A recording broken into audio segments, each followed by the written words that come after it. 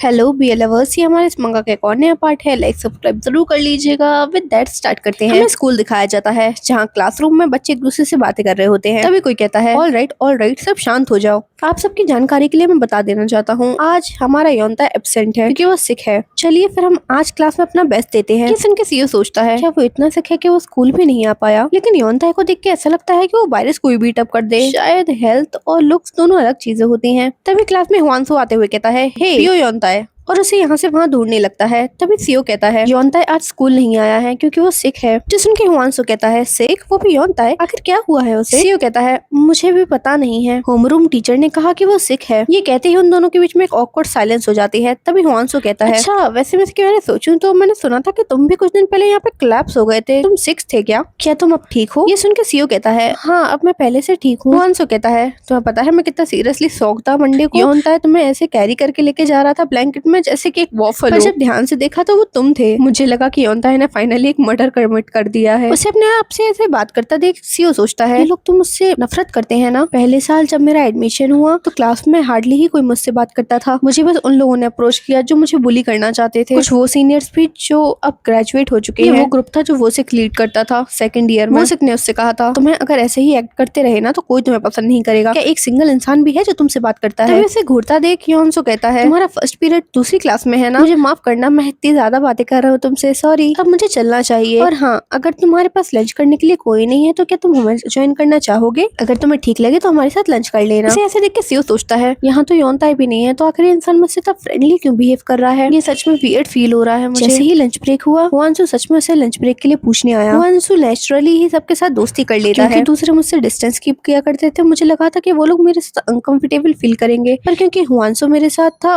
वो लोग भी गेट अलोंग हो गए। मे बी ये बच्चे मुझसे नफरत नहीं करते। और वाइल ये चेंजेस मुझे अनफेमिलियर लग रहे थे और थोड़े से अच्छे भी, लेकिन मेरी आंखें उस खाली सीट पे थी और मैं मेरे दिल में ये फीलिंग महसूस कर पा रहा था। तभी मेरा सीन शिफ्ट होता है। में दिखाया जाता है कि सीओ बाहर बैठा हुआ सोच रहा होता है ये सब कितना बोरिंग है। जब योनताए होता था तो टाइम कितनी जल्दी निकल जाता था, पता ही नहीं चलता था। ये सोचते है वो अपनी और योनताए की उन यादों को याद करने लगता है और सोचता है पर आज का दिन ऐसा लगता है कि खत्म होने का नाम ही नहीं ले रहा। और अब मुझे ये याद ही नहीं कि योनताए से पहले मैं अकेला रहता कैसे था। तभी से कुछ दूरी पे कोई बैठा हुआ दिखता है जिसे देख के वो सोचता है ये तो क्लास 5 के रिप्रेजेंटेटिव है ना, इनका नाम शायद इयान है। अगर अब मैं इसके बारे में सोचूं तो मैंने उन्हें भी कभी किसी के साथ घूमते हुए नहीं देखा। ये सोचते हुए उसके पास जाते हुए कहता है हाय आखिर आप सॉकर क्यों नहीं खेल रहे हैं। इयान कहता है आखिर तुम्हें क्या कह रहे हो, और उसे इग्नोर कर देता है। उसके नोट्स में झांकने लगता है और सोचता है मैं यही सोच रहा था कि आखिर ये क्या कर रहे हैं, तो ये नोट्स बना रहे हैं जैसा एक टॉपर से एक्सपेक्ट किया जा सकता है। फिर भी योनताए फर्स्ट प्लेस पे है लेकिन वो मैटर नहीं करता। तभी इयान कहता है हे क्या बात है, आखिर तुम ये क्या कर रहे हो, मुझे बहुत अनोइंग फील हो रहा है। सीओ कहता है नहीं वो मुझे लगा कि आप यहाँ पे अकेले बैठे हैं इसलिए मैं यहाँ पे आ गया था और मैं क्यूरियस भी था कि आप यहाँ क्या कर रहे हैं। इयान गुस्से में कहता है क्या तुम देख के नहीं बता सकते। जो सुन के सीओ सोचता है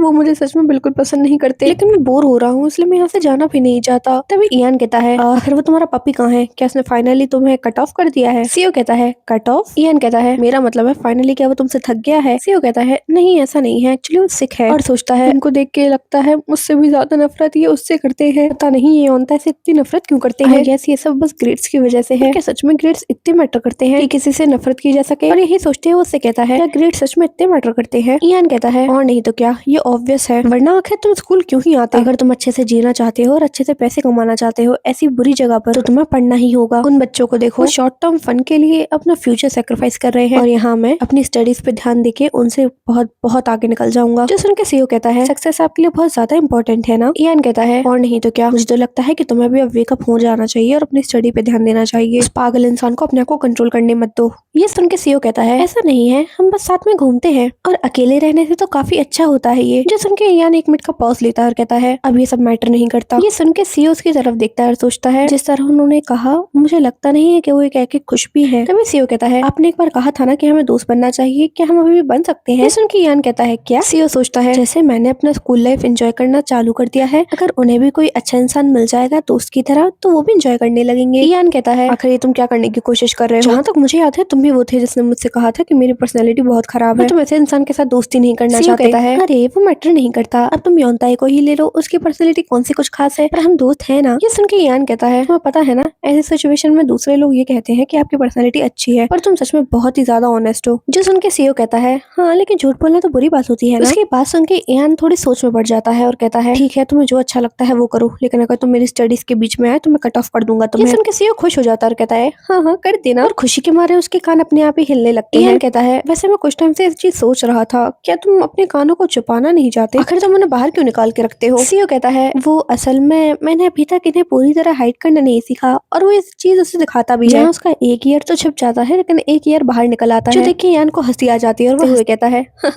तुम सच में कंप्लीट इडियट हो। इडियट सुन के सीओ थोड़ा गुस्सा हो जाता है, लेकिन यान सोचता है मुझे सच में याद नहीं कि लास्ट टाइम मैं ऐसे कब हंसा था। तभी हमारा सीन शिफ्ट होता है और हमें दिखाया जाता है कि कोई कहता है अगर वो चीज एग्जिस्ट नहीं करती ना तो ये सब कभी होता ही नहीं। तभी हमें दिखाया जाता है वहाँ पे दो औरतें और एक बच्चा खड़े होते हैं, जहाँ एक औरत उन दोनों की तरफ देखते हुए कहती है मॉम ये आप क्या कह रही है? दूसरी औरत कहती है आखिर तुम ऐसे क्यों हो? वो बच्चा और कोई नहीं हमारा योनताई होता है, और वो दूसरी औरत योनताई की ग्रैंडमा होती है, जो योनताई से नफरत करती है। नहीं, वो उसे रिजेंट करती है। एक बेटी को जन्म देने के बाद और एक मिसकैरेज होने के बाद योनताई की मॉम बहुत ही ज्यादा वीक हो चुकी होती है, लेकिन उनकी फैमिली का प्रेशर उन्हें आराम करने नहीं देता और उन्हें फिर से प्रेग्नेंट होना पड़ता है। इस तरह पैदा होता है स्ट्रॉन्ग डोमिनेंट अल्फा योनताई। 3 प्रेगनेंसी और 2 बर्थ के बाद उनकी हेल्थ और ज्यादा ही खराब होती चली जाती है। योनताई की मॉम जो एक वीक बॉडी होने के बाद भी इन सारी चीजों से गुजरी, एक मोमेंट ऐसा आया कि उनकी जान पर भी खतरा आ गया था। योनताई की ग्रैंडमा इन चीजों से इतना ज्यादा गुस्सा हो गई कि उनका गुस्सा सिवाय उसकी फैमिली के ही नहीं बल्कि योनताई के ऊपर भी निकला। उन्हें पता था कि योनताई की इसमें कोई गलती नहीं है और उन्होंने ट्राई किया कि उसे कभी ये चीज शो भी ना हो, लेकिन उनकी डिफरेंट टोर और उनका बिहेवियर जैसे ही वो उसको और उसकी बहन को ट्रीट करते थे ये बहुत ही ज्यादा ऑब्वियस हो गया। उनकी आंखों में योनताई के लिए नफरत। योनताई ने ये चीज एक्सेप्ट कर ली थी और कभी कुछ नहीं कहा, लेकिन सिर्फ उस दिन तक जिस दिन उसकी पूरी फैमिली माउंटेन्स पे एक एंशिएंट रिचुअल परफॉर्म करने गई थी न्यू ईयर पर। रिचुअल खत्म होने के बाद एक वीक बाद वो वापस अपने घर लौट जाते जैसे कि कुछ हुआ ही ना हो, लेकिन योनताई की मॉम को बार बार खांसते हुए देख योनताई की ग्रैंडमा ये देख ही नहीं पाई और उन्होंने वो शब्द कहे जो शायद उन्हें कभी कहने नहीं चाहिए थे। उसकी ग्रैंडमा कहती है अगर वो चीज एग्जिस्ट नहीं करती ना तो तुम्हारे साथ कभी ऐसा नहीं होता। योनताई को इमीडिएटली समझ आ गया कि वो किसके बारे में बात कर रही है। उसे पहले से ही पता था कि उसकी ग्रैंडमा से पसंद नहीं करती, इसलिए वो शांति से वहाँ से दूर चला गया। वो बस एक ऐसी जगह जाना चाहता था जहाँ से कोई न ढूंढ पाए। उसके चलते चलते बहुत टाइम गुजर गया और जैसे उसे रियलाइज हुआ कि वो कितने आगे आ गया है बहुत देर हो चुकी थी, और चाहे वो कितना भी पीछे चलने की कोशिश करता वो वापस वहीं आ जाता। जैसे वहाँ के आसपास की सारी चीजें कह रही हूँ तुम इस माउंटेन को कभी नहीं छोड़ सकते। और वो बच्चा जिसके लोग कहते थे कि ये सबसे ज्यादा मैच्योर सबसे ज्यादा स्ट्रॉन्ग है वो टूट गया। हमारा योनताई सोचता है शायद मैं यहाँ मर जाऊंगा, ग्रैंडमा मुझसे नफरत करती है इसलिए शायद मुझे कोई ढूंढने भी नहीं आएगा। 8 साल का बच्चा जिसे कहा जाता था कि वो अपनी एज के हिसाब से बहुत ज्यादा मैच्योर है वो टूट गया था। जो दूसरों के सामने कभी नहीं रोता था वो अकेले में रोता था। जिस समय उसे ये लगा कि अब सब खत्म हो चुका है तभी उसकी लाइफ में वो आया, वो व्हाइट रेड जिसने उसे अप्रोच किया, वो जिसे देख के उसने सोचा कि ये बस एक रैट है। वो एक बीस्ट काइंड था जो कि प्योर व्हाइट कलर का था। वो बच्चा जो योनताई की लाइफ में एक सनलाइट की तरह आया था, एटलीस्ट कि उसके लिए तो ऐसा ही था।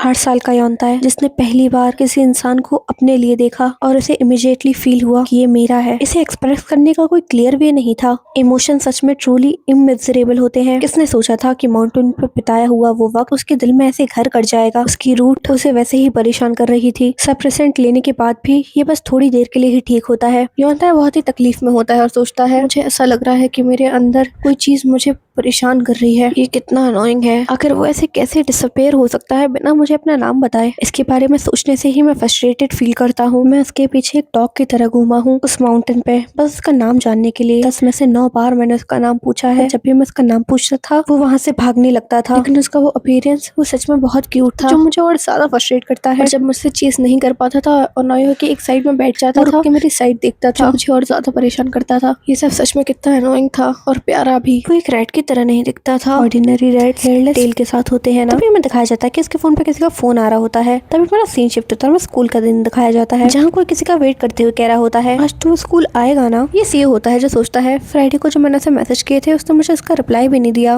और संडे को मेरे कॉल्स भी नहीं उठाए। मैंने सुना था कि वो सिक है लेकिन मेरे किसी भी मैसेज का रिप्लाई ना करना वो भी 3 दिन तक। योनताई सच में ठीक है ना? कहीं ऐसा तो नहीं कि वो सिक विक ना हो बल्कि उसको कोई एक्सीडेंट हो गया हो। तब उसके कानों में किसी की गाड़ी की आवाज आती है और जैसे वो सामने देखता है ये और किसी की नहीं योनताई की गाड़ी होती है जो देख के वो भागते हुए जाता है और कहता है पियो योनताई। योनताई उसे ऐसे भागता हुआ देख के थोड़ा ब्लश करने लगता है क्योंकि उसे अच्छा लगता है कि सीओ उसके लिए वेट कर रहा था। योनताई कहता है सीओ आखिर क्या बात है? सीओ उससे कहता है आखिर तुम अब क्यों आ रहे हो? तुम्हें पता भी है टाइम क्या हो रहा है? तुम्हें पता भी है तुम कितने लेट हो? कहीं तुम्हें कोई चोट तो नहीं लगी? गाड़ी से एक्सीडेंट तो नहीं हो गया था ना? योनताई हंसते हुए कहता है हाँ, मैं ठीक हूँ। तुमने अपने सारे टेस्ट खत्म किए या नहीं? और आखिर तुम इतने सीरियस क्यों हो सीओ? उसे ऐसे देख के सीओ थोड़ा गुस्सा हो जाता है और सोचता है वो ठीक है, अगर ऐसा था तो मुझे एक मैसेज तो कर ही सकता था ना। सीओ सीओ गुस्से में कहता है, आखिर तुम ऐसे कैसे सीखते कि तुम मुझे एक मैसेज भी नहीं कर पाती इन दिनों में। योंता हैरान होते हुए कहता है, क्या सिक? क्या हमारे होमरूम टीचर ने कहा है कि मैं सिक था? ओहो, क्या मेरा सीओ मेरे लिए परेशान हो रहा था? मुझे माफ करना कि मैं तुम्हें कोई मैसेज नहीं कर पाया। मैं आज स्कूल आके तुम्हें ये बताने ही वाला था। तभी सीओ कहता है, क्या तुम सिक नहीं थे? तो आखिर तुम्हें क्या हुआ था? तुम स्कूल क्यों नहीं आ रहे थे? तभी योंताई कहता है, हीट आ गई थी। उसके सीओ कहता है, क्या? योंताई कहता है, इस बार मेरी हीट कुछ ज्यादा ही खराब आई थी। मेडिसिन लेने के बाद भी मुझे ऐसा लग रहा था कि मैं पागल हो जाऊंगा। तुम्हें पता भी है कि आखिर मैंने अपने आप को कैसे शांत किया है? ये सब सुन के सीओ चिल्लाते हुए कहता है, बस बहुत हो गया, बस भी करो। और मन में सोचता है, आखिर इंसान के अंदर कोई शर्म वरम नहीं है क्या? ये ऐसी चीजों के बारे में ऐसे डिटेल में कैसे बता सकता है? योंताई उसे ऐसे परेशान होता हुआ देख स्माइल करता है और उनकी ये छोटी मोटी नोकझोंक चलती रहती है। तभी सीओ कहता है, आखिर तुम ये सब ऐसे कैसे कह सकते हो जबकि यहाँ पे इन चीजों के लिए नॉर्मल वर्ड्स हैं। योंताई कहता है, हीट और रूट दोनों बेसिकली एक ही चीज है ना? वो छोड़ो, आखिर फ्राइडे कैसे गया मेरे बिना? सीओ मुंह बनाते हुए कहता है, तुम्हारे बिना सब कुछ बहुत बोरिंग लग रहा था, सब कुछ बहुत डल फील हो रहा था और टाइम निकल ही नहीं रहा था, इसलिए पूरे समय में बस तुम्हारे बारे में ही सोचता रहा। जिस उनके योंताई ब्लश करने लगता है और कहता है, सीओ तुम सच में बहुत ऑनेस्ट हो, है ना? उनके सीओ कंफ्यूज होते हुए सोचता है, क्या ये कॉम्प्लीमेंट था? और उसके मुंह से सुन के मुझे सरकाज़म ज्यादा लग रहा था। अब मैं इसके बारे में सोचूं तो यान ने भी तो ऐसा ही कुछ कहा था मुझसे, बट स्टिल झूठ बोलना तो बुरी बात होती है ना? यही सोचते हुए योंताई से कहता है, क्या सच बोलना बुरी बात होती है? योंताई कहता है, बिल्कुल भी नहीं, असल में यही तो एक चीज है जो मुझे तुम्हारे बारे में अच्छी लगती है। जिस उनके सीओ सोचता है, तुम भी कितने ऑनेस्ट हो। तभी उनके पास से कोई निकलता है और सीओ की उसके ऊपर नजर जाती है। ये और कोई नहीं, यान होता है। जैसे देख के सीओ कहता है, हाय। योंताई से हाय कहते हुए देख कहता है, तुम्हें क्या लगता है कि वो तुम्हें ग्रीट बैक करेगा? लेकिन उसके सरप्राइज के लिए हमारा यान उसे ग्रीट बैक कर देता है, जो सुन के योंताई शॉक में चला जाता है। और सीओ ये देख के खुश होता है कि यान ने उसे ग्रीट बैक किया, लेकिन योंताई अभी भी शॉक में होता है कि एक मिनट, आखिर इन दोनों ने एक दूसरे को ग्रीट बैक क्यों किया? तभी उनके पीछे से हॉन्सो आता है और कहता है, हे योंताई, तुम वापस आ गए? क्या तुम और सीओ एक साथ आए हो स्कूल? सीओ कहता है, नहीं, मैं बाहर योंताई से मिलने आया था। जो सुन के हॉन्सो कहता है, तभी मैं सोच ही रहा था कि तुम्हारे पास तुम्हारा बैग क्यों नहीं है? आखिर तुमने बॉदर क्यों किया उससे यहाँ तक मिलने आने के लिए? वैसे वो छोड़ो, योंताई क्या तुम ठीक हो? मैंने सुना था कि तुम सिक हो। लेकिन योंताई अभी भी सदमे में होता है, इसलिए वो कहता है, हाँ मैं ठीक हूँ। उसे ऐसे जवाब देता हुआ देख हुआंसो कहता है, आखिर इससे क्या हुआ है? सीओ से कहता है, मुझे भी नहीं पता, शायद वो अभी अच्छा फील नहीं कर रहा होगा। तो हुआंसो कहता है, अरे अरे, टाइम को तो देखो, मुझे अभी स्नैक बार की शॉप पे भी जाना है, इससे पहले कि बेल रिंग हो जाए। लोगों को कुछ चाहिए? सीओ कहता है, नहीं, हमें कुछ नहीं चाहिए, तुम अपने आराम से जा सकते हो। योंताई की शक्ल देख के हम अभी समझ सकते हैं कि वो अभी शॉक में है। हमें क्लासरूम का सीन दिखाया जाता है जहाँ योंताई सीओ को घूर रहा होता है, वो भी गुस्से में, जो देख कर सीओ को चिल्स आ जाती है और वो कहता है, क्या बात है, क्या तुम अभी भी ठीक फील नहीं कर रहे? योंताई कहता है, अगर तुम हुआंसो से कब क्लोज हो गए? सीओ बताता है, फ्राइडे को उसने मुझे अपने साथ लंच करने के लिए कहा था, तो मैंने किया। आई गेस जितना मैं सोचता था वो मुझसे उतनी नफरत नहीं करते। तभी योंताई कहता है, चोंग सीओ, मैंने तुम्हें बस एक दिन के लिए अकेला छोड़ा था और तुम यहाँ से वहाँ जगलिंग करते हुए घूम रहे हो। ये कहते हुए उसके सिर पे भी मारता है। सीओ कहता है, आखिर तुम्हें क्या बात कर रहे हो, क्या जगलिंग? योंताई सीओ के गाल पकड़ते हुए कहता है, सीओ, मैंने तुमसे कहा था ना कि अगर कोई भी बकवास आदमी तुमसे दोस्ती करने के लिए कहे तो उसे मना कर देना और कह देना कि मैं तुम्हारा अकेला दोस्त हूँ। मैंने ये कहा था या नहीं? सीओ चिल्लाते हुए कहता है, अरे यार, मैंने कोई दोस्ती के लिए नहीं बोला है,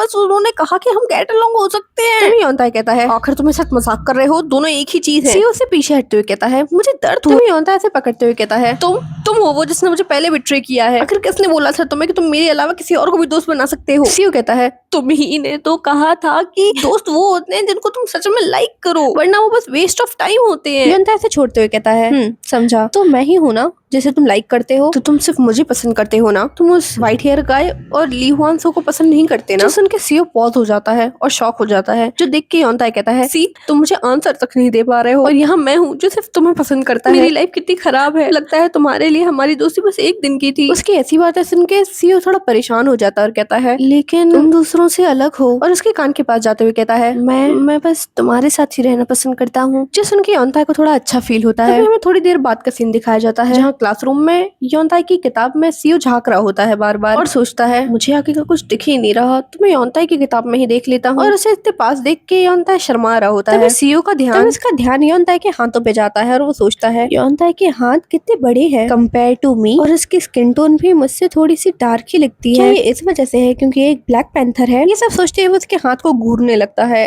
जिससे हमारा योंताई थोड़ा सा परेशान हो जाता है और सोचता है, आखिर के मेरे हाथों पे कुछ लगा हुआ है, मुझे लग तो नहीं रहा तो आखिर ये मेरे हाथ को क्यों घूरते जा रहा है, और इसके बाल मेरी नेक पे लग के मुझे टिकल कर रहे हैं। तभी वो कुछ ज्यादा ही परेशान होकर उसके मुंह पे ही अपना हाथ दे देता है, जिस वजह से एक बहुत तेज आवाज होती है और सब लोग पीछे देखने लगते हैं। और ये आवाज और किसी चीज की नहीं बल्कि हमारे सीईओ के पीछे गिरने की थी। वो खुद ही उसे घूर रहा था और खुद ही के खुद पीछे गिर गया। उसे ऐसे देख के योनता हंसने लगता है। उसका टीचर कहता है, हे सीईओ, क्या तुम ठीक हो? क्योंकि इस बार जांग सीईओ ने अपने हिस्ट्री टेस्ट में अच्छा किया है, इसलिए मैं इस चीज को जाने देता हूँ। ऑलराइट एवरीवन, थर्सडे को अपना असाइनमेंट सबमिट करना बिल्कुल मत भूलना। तभी योनता सीईओ को अपना हाथ देता है, उसे उठाते हुए कहता है, सीईओ कहीं तुम्हें चोट तो नहीं लगी? सीईओ गुस्सा करते हुए कहता है, मुझे तुम्हारी वजह से टीचर से डांट पड़ी है। योनता कहता है, देखो सीईओ, मैं एक चीज साफ साफ बताना चाहता हूँ, ये मेरी बदौलत है कि तुम्हें टीचर से डांट नहीं पड़ी और न ही पनिशमेंट मिली, क्योंकि तुमने अपने टेस्ट में अच्छा किया था। जहाँ ये सब सुन के सीईओ सोचता है, मैं इससे आर्ग्यू भी नहीं कर सकता। सीईओ वहाँ से जाने लगता है। तभी योनता कहता है, तुम्हें अपनी पैंट्स को फिर से स्टिच करना पड़ेगा ना, क्या मैं तुम्हारी हेल्प करने आऊं? सीईओ गुस्से में कहता है, बिल्कुल नहीं, कोई जरूरत नहीं है। योनता कहता है, मैं भी इन्फर्मरी की ही तरफ जा रहा हूँ, चलो साथ में चलते हैं। तभी जाते हुए योनता उसके कानों की तरफ देखता है और उन्हें टच करते हुए कहता है, हे सीईओ, क्या तुम्हें पता है कि एक लीस्ट वीजल क्या होता है? सीईओ कहता है, लीस्ट वीजल? लेकिन वो लीस्ट को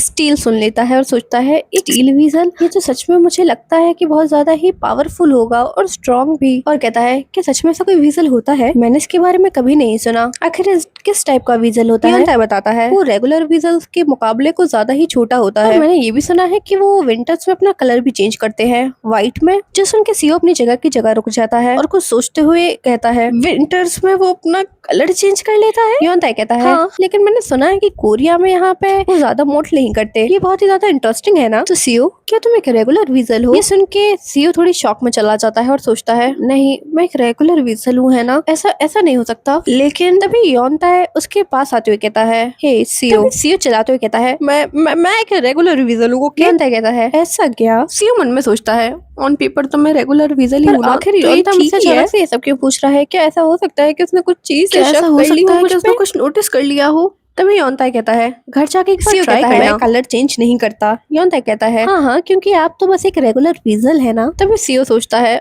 हाँ यार, लेकिन मैं क्या करूं? मुझे अपना पेंसिल ले जाना है। और ये कहते हुए वहाँ से भाग जाता है। तभी हमें बाथरूम का सीन दिखाया जाता है, जहाँ अपनी पैंट सिलते हुए सीईओ सोच रहा होता है, तो क्या मैं सच में एक लीस्ट वीजल हूँ? अगर मैं सच में एक लीस्ट वीजल हुआ और योनता कोई चीज पता चल गई, नहीं, पर पता नहीं क्यों योनता अपने पहले प्यार को ढूंढने के लिए इतनी मेहनत कर रहा है। और ऐसा भी नहीं है कि मैंने उसे एक्टिवली अपने पहले प्यार को ढूंढते हुए देखा भी है। मैंने उसे कभी यान में कोई इंटरेस्ट लेते हुए नहीं देखा, जबकि वो मोस्टली लाइकली कैंडिडेट है उसके पहले प्यार के लिए। वो जिस पे ध्यान देता है, जिसमें इंटरेस्टेड है, वो मोस्टली मैं ही हूँ। नहीं, ऐसा नहीं हो सकता। कहीं योनता कोई पता तो नहीं चल गया कि मैं ही उसका पहला प्यार? लेकिन मेरा फर फिलहाल ब्राउन है, तो ऐसा हो ही नहीं सकता कि उसे पता चले। मुझे इसके बारे में पता चला क्योंकि योनता ने मुझे अपने पास्ट के बारे में बताया, लेकिन मैंने तो उसे कभी अपने पास्ट के बारे में नहीं बताया, तो उसे कैसे ही पता चल सकता है? मैं बस ओवर थिंकिंग कर रहा हूँ। तभी बाहर से आवाज आती है, हे जांग सीईओ, क्या तुम बाथरूम में सो गए हो? मैं दरवाजा खोल के अंदर आने वाला हूँ। सीईओ पैनिक होते कहता है, नहीं, मैं बाहर ही आ रहा हूँ, अंदर मत आना। इतनी थिंकिंग में था कि उसने पैंट भी अपनी ऐसी ही सिल दी। तो जल्दी से अपने पैंट्स पहनता है और बाहर आते हुए कहता है, मैं आ गया। योनता कहता है, तुम कितना टाइम ले रहे थे? मुझे लगा कि पता नहीं क्या हो गया है। कहता है, वो मेरे पैंट्स मैं उन्हें अच्छे से सिल रहा था ताकि वो वापस से फट ना जाए। योनता कहता है, लेकिन सीईओ, तुम्हें नहीं लगता अच्छे से सिलने वाले पैंट्स के हिसाब से तुमने ये चीज बहुत ज्यादा खराब सिली है? ये कहते हुए उसे पीछे हाथ लगाता है, जो देख के हमारा सीईओ थोड़ा हैरान और परेशान दोनों हो जाता है और कहता है, हे तुम क्या कर रहे हो? आखिर तुमने मुझे क्या सोच के हाथ लगाया, यू परवर्ट? लेकिन सीईओ उसके पास जाते हुए कहता है, लेकिन तुमने कहा था कि तुम ऐसे ही परवर्ट के पास रहना पसंद करते हो। जिसके सीईओ चिल्लाते हुए कहता है, आखिर मैंने कब कहा कि मुझे तुम जैसे परवर्ट के पास रहना पसंद है? वो उसे परेशान कर ही रहा होता है कि पीछे से यान आता है और उसको एक साइड हटाते हुए कहता है, क्या लगता है कि तुमने पूरे बाथरूम को रेंट आउट कर लिया है? योनता स्माइल करते हुए कहता है, तुम्हारे बगल में ही बहुत ज्यादा स्पेस है, तुम चाहो तो जा सकते हो, लेकिन मुझे लगता है कि तुम्हारा नजरिया बहुत ज्यादा ही छोटा है। मे बी इसलिए क्योंकि तुम एक छोटे रैट हो। तभी यान की आंखों से आंसू आने लगते हैं और वहाँ से मुंह फेर के जाने लगता है और जाते हुए कहता है, बकवास आदमी। तभी हमें क्लासरूम दिखाया जाता है, जहाँ हमें पता चलता है कि आखिर यान इतने गुस्से में क्यों था। सीईओ के हाथ में एक पेपर होता है, जिसे देखते हुए सोचता है, अब मुझे पता चला कि यान रो क्यों रहा था। तभी योनता कहता है, मुझे दिखाओ कि तुमने आखिर कैसा किया है अपने एग्जाम में। अरे वाह सीईओ, तुम तो बड़े स्मार्ट हो। अगर तुम ऐसे ही अपने फाइनल्स में भी करोगे तो तुम्हें 4 ग्रेड तो जरूर ही मिल जाएगा। तभी सीईओ सोचता है, वो हमारा योनता पहला आया है पूरे स्कूल में, इसलिए यान रो रहा था। सीईओ अपने हाथ में उसका रिजल्ट ले लेता है और उसे देखते हुए कुछ सोचने लगता है। योनता उसे ऐसे देखता है और कहता है, हे जांग सीईओ, मुझे कभी कभी लगता है कि मैं तुम्हें लॉकअप करके रख लूं। और क्योंकि सीईओ रिजल्ट में देखते हुए यान के बारे में सोच रहा था, वो उसकी बात सुन नहीं पाता और कहता है, हाँ तुमने कुछ कहा क्या? तभी हमें सीओ का घर दिखाया जाता है जहाँ हमें किसी की आवाज आ रही है, कुकू कुकू। और ये कुकू की आवाज और किसी की नहीं है, हमारे सीओ की होती है, जो कि एक वीजल में बदल गया होता है। मिरर में देखते हुए सोचता है, ये नहीं हो सकता, मैं एक वीजल नहीं हूँ, मैं बिल्कुल एक लीस्ट वीजल की तरह लगता हूँ, उस फोटो की तरह। वो अपने गालों को टैप करता है, अपने मुंह को खींचते हुए कहता है, हाँ मैं हमेशा से एक लीस्ट वीजल ही था। मेरा छोटा साइज और जिस तरह मेरा कलर चेंज हो जाता है विंटर्स में, ये सब इसलिए है क्योंकि मैं एक लीस्ट वीजल हूँ, एक रेगुलर वीजल नहीं। ये समझते ही वो अपनी मॉम को कॉल करता है और कहता है, मॉम आपको पता है कि मैं एक लीस्ट वीजल हूँ? तब इसकी मॉम कहती है, हाँ तुम्हें ये पता नहीं था क्या अभी तक? ओ माय, तुम एक रेगुलर वीजल से बहुत ज्यादा ही डिफरेंट दिखते थे सीओ।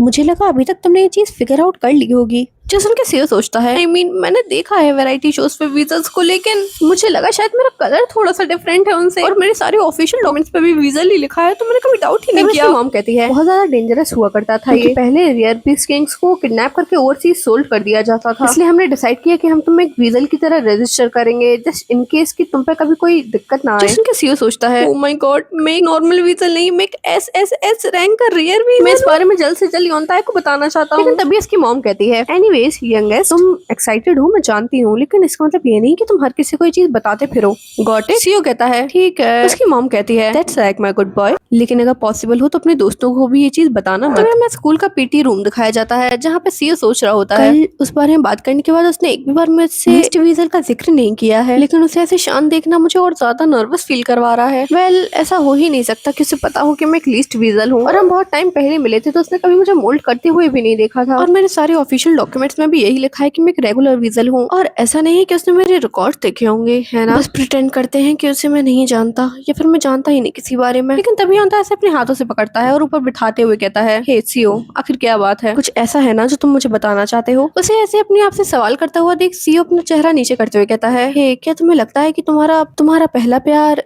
एक लीस्ट वीजल था? योनता कहता है, ऐसा हो भी सकता है और नहीं भी हो सकता है, बट सिंस लीस्ट वीजल बहुत ज्यादा रेयर होते हैं तो मुझे नहीं लगता कि वो एक लीस्ट वीजल था। जो सुन के सीओ थोड़ा रिलीफ फील करता है और सोचता है, लगता है मेरी आइडेंटिटी एक्सपोज नहीं हुई है। रिलीफ की बात है ना? लेकिन समहाउ मुझे ये चीज बहुत ही स्ट्रेंज फील करवा रही है। योनता से कहता है, अगर तुम्हें तुम्हारा पहला प्यार मिल गया तो तुम क्या करोगे? और अपने मन में सोचता है, मुझे पहले लगता था कि जैसे ही योनता को उसका पहला प्यार मिल जाएगा वो यहाँ से चला जाएगा, लेकिन अब मैं इसके बारे में सोचता हूँ तो हम दोनों ही हाई स्कूल में हैं, तो उसके लिए राइट अवे जाना बहुत ज्यादा मुश्किल होगा। लेकिन अगर मैंने योनताए का कन्फेशन रिजेक्ट कर दिया तो क्या वो तब भी यहाँ से चला जाएगा? मैं योनताए को पसंद करता हूँ, लेकिन मुझे नहीं पता कि आखिर डेट करना होता कैसा है। योनताए और मैं बस दोस्त हैं, और वेबटून्स में दोस्त प्यार नहीं करते, और आखिर डेट करना होता क्या है? क्या ये दोस्ती से इतना अलग है? तभी योनताए कहता है, जैसे ही मैं अपने पहले प्यार को ढूंढ लूंगा मैं उसके साथ ब्रीडिंग करना स्टार्ट कर दूंगा। जो सुनकर शियो शॉक हो जाता है और कहता है कि क्या ब्रीडिंग? तुम्हारा मतलब है एक बच्चा करना? योनताए स्माइल करते हुए हाँ में सिर हिलाता है। शियो सोचता है, ये तो मैंने कभी भी नहीं सोचा था कि इसका आंसर ऐसा होगा। शियो कहता है, लेकिन हम अभी बस 18 साल के हैं। तभी योनताए कहता है, मैंने सुना है कि 14 ईयर्स में भी लोग मैरिज और चाइल्ड कर लेते हैं, और हमारी एज में हम कैपेबल हैं शादी और बच्चों के लिए। जो सुनकर सीओ सोचता है, आखिर ये क्या कह रहा है? इसका मतलब है कि जैसे ही अपने पहले प्यार को ढूंढ लेगा या उससे शादी करके उसके साथ बच्चे करने लगेगा? आखिर इस टाइप का मेस्ड अप मोरल है इसका, बच्चे करना वो भी इस एज में। योनताए को मारने लगता है और कहता है, मुझसे दूर हट जाओ यू परवर्ट। शर्माते हुए सोचता है,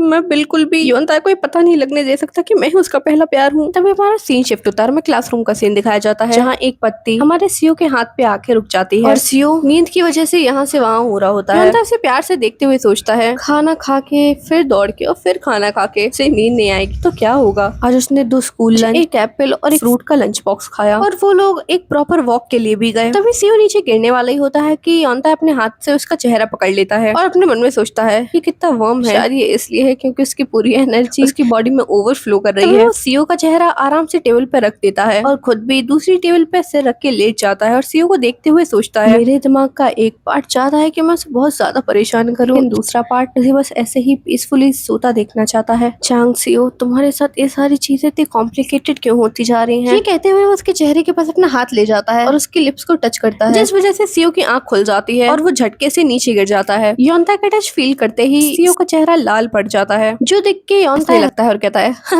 हे जांग सियो, आखिर तुम इतने हैरान क्यों हो गए थे? हाँ, तुम्हें क्या लगा कि मैंने तुम्हें किस किया है? जहाँ सियो गुस्से में सोच रहा होता है मैं ऑलरेडी इतना मेस्ड अप हूँ और तुम ये सब कर रहे हो। यौनता कहता है ये मेरे लिप्स नहीं थे, ये मेरी फिंगर्स थे। वैसे आखिर तुम्हें कैसा फील हुआ जांग सियो? ये तुम्हें सच में मेरे लिप्स जैसे फील हुए थे? मुझे तो मेरी फिंगर जैसे ही फील हो रही है। लेकिन उसकी ये सारी बातें सुन के हमारे सियो और गुस्से में आता जा रहा होता है और सोचता है यौनता है बहुत ज्यादा ही फेमस है, तो उसने पहले डेट जरूर किया होगा, चाहे वो इस पिछड़ी जगह पे अपने पहले प्यार को ढूंढने ही क्यों ना आया हो। उस बच्चे को ढूंढने आया है जिससे वो प्यार करता था, लेकिन उसकी फीलिंग्स इतनी डीप नहीं है। तभी सियो कहता है मैं भी बता सकता हूँ, मैं भी डिफरेंस बता सकता हूँ कि लिप्स और फिंगर्स में क्या डिफरेंस होता है। मैं बस थोड़ा हैरान हो गया था क्योंकि तुम्हारा चेहरा मेरे चेहरे के बहुत ज्यादा पास था। तभी यौनता कहता है तुम बता सकते हो आखिर कैसे? सियो कहता है जब वो टच होते हैं तो डिफरेंट फील होता है, ऑब्वियस सी बात है ये। और मन में सोचता है क्या मुझसे इडियट लगता हूँ कि मैं इतना भी नहीं बता पाऊंगा, ऑल्दो मैंने बस अपनी मॉम डैड और ग्रैंडमा को ही किस किया है आज। लेकिन तभी यौनता के एक्सप्रेशन बदल जाते हैं, जो देख के सियो कहता है आखिर क्या वो मुझसे गुस्सा है? लेकिन उसके पास अब क्या रीजन है मुझसे गुस्सा होने का? और ये कहते हैं उसके पास जाने की कोशिश करता है, लेकिन क्लास में क्लास टीचर आते हुए कहती है ओके एवरीवन, बेल रिंग हो चुकी है, अपनी अपनी सीट पे बैठ जाओ। तो बाकी बच्चे कहने लगते हैं टीचर क्या आप गेट के बाहर खड़े होकर इंतजार कर रही थी कि जैसे ही बेल रिंग हो और आप अंदर आ जाए? टीचर कहती है शट अप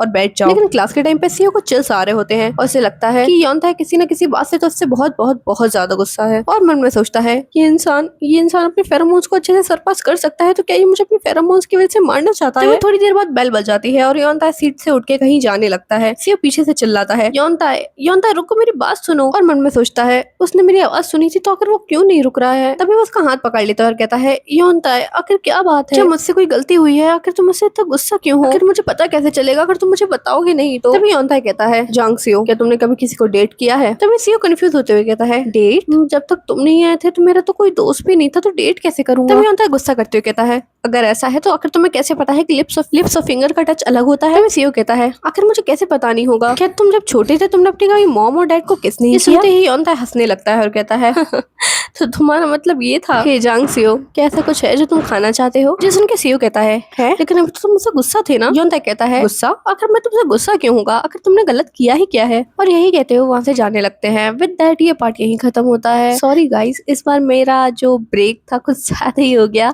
क्योंकि पहले एक वीडियो पे स्ट्राइक आ गई थी जिस वजह से मैं कुछ टाइम से पोस्ट नहीं कर पाई, और उसके बाद मेरी थोड़ी हेल्थ इश्यूज बीच में आ गए थे जिस वजह से मुझे इतना ब्रेक लेना पड़ा। बट आपको जल्दी से वीडियोस मिलेंगी, so stay tuned. With that bye bye.